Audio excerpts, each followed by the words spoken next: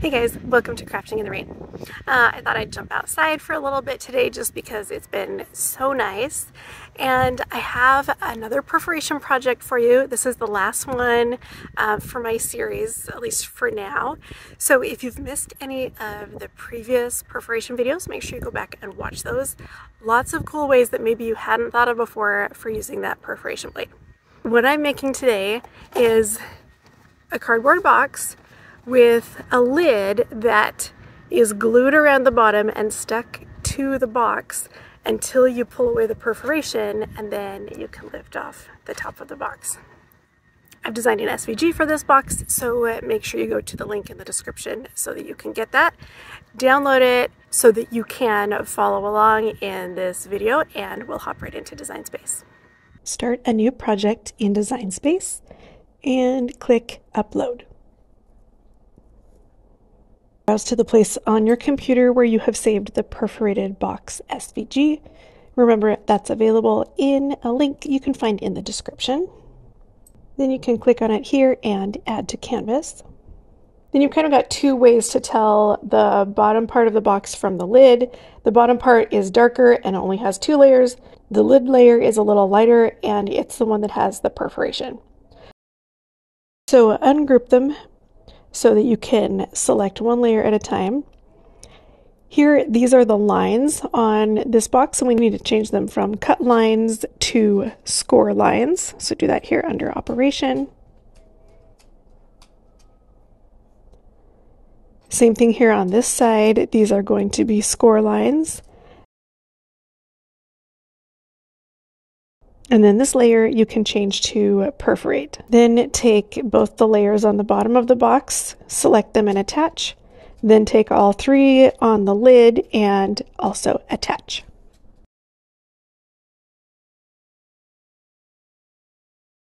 Okay, so we can click Make It. And I'm just using the scoring stylus, so I need to change and edit the tools from the scoring wheel to the scoring stylus.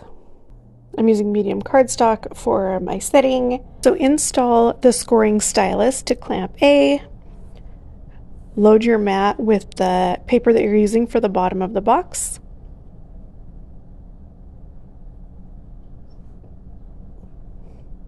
Hit the go arrow when it starts flashing, and your machine will do the score lines and then the cut lines.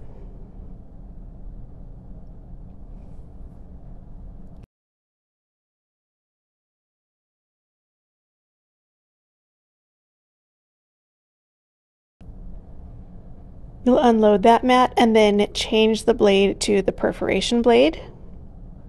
Then load in the paper that you're going to use for the lid. It will do the score lines and the perforated lines.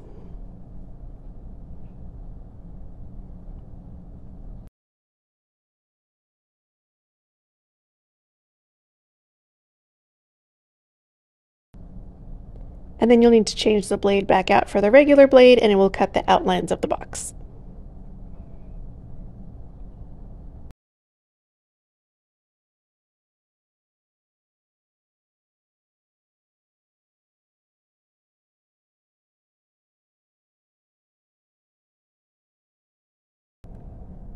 For the bottom of the box, fold everything on the score lines.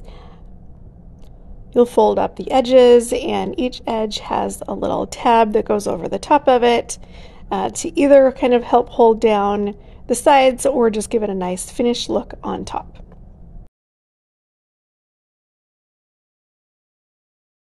So I just used a tape runner to attach all these parts of the bottom part of the box together.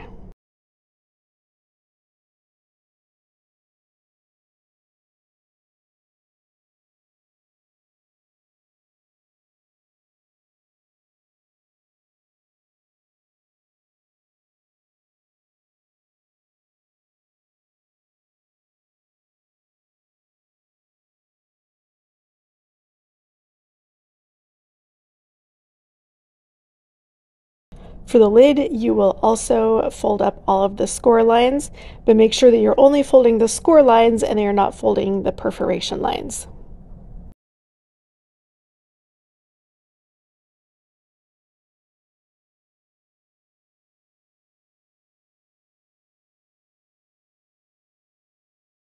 cut a piece of ribbon that's about 18 inches long, and that's what we're going to use to help create our pull tab and make it easier to tear those perforation lines all the way around the lid of the box.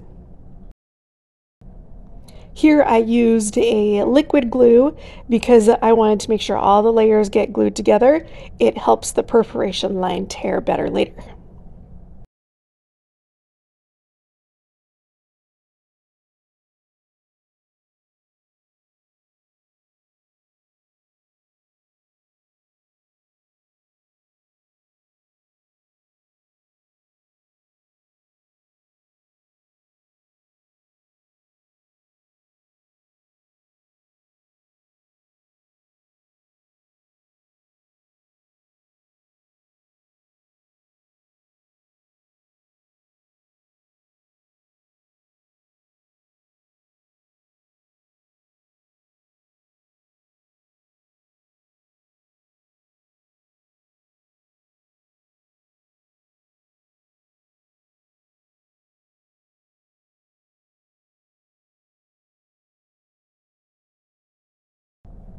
So at first, take a little knife. I'm just using my Cricut knife here.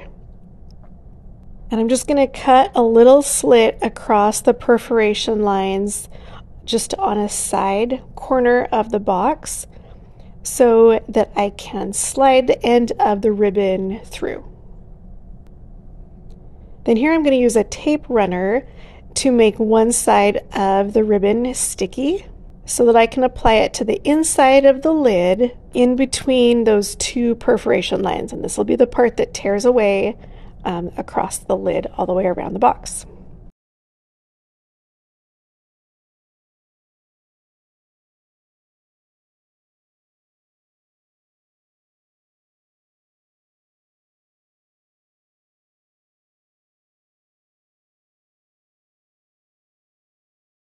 And then I had just a little bit of overlap, and so I just cut that with scissors inside the box.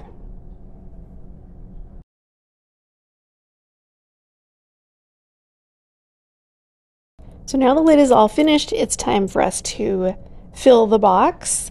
I'm going to put in some of this little crinkle paper filler and then some cute earrings. When the box is filled up, slide the lid over the top. And then we're going to use just some hot glue to secure the bottom part of the lid to the box. We need that glued together so that the pull tab part works.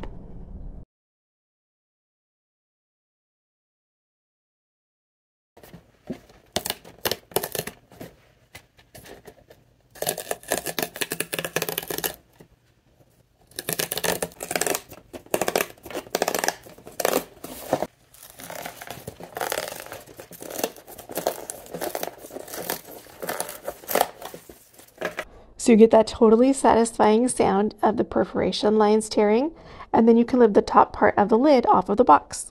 All right, so I hope you like this little option for a box. If you have any questions, of course, drop them in the comments and I'll get back to you. And of course, I can't leave you hanging on this video without talking about the earrings that are in the box. These are super cute, super lightweight 3D printed earrings that you can find in my husband's Etsy shop. On this particular card, I've got flying pigs, chameleons, and bumblebees. Make sure you go check out the shop for lots of other options like elephant, horse, fox, and even more. All right, so that's the end of this video. Make sure you give it a like so that other people can see it. Subscribe to the channel if you haven't already, and watch for the next series that's going to pop up soon all about resin. See you then.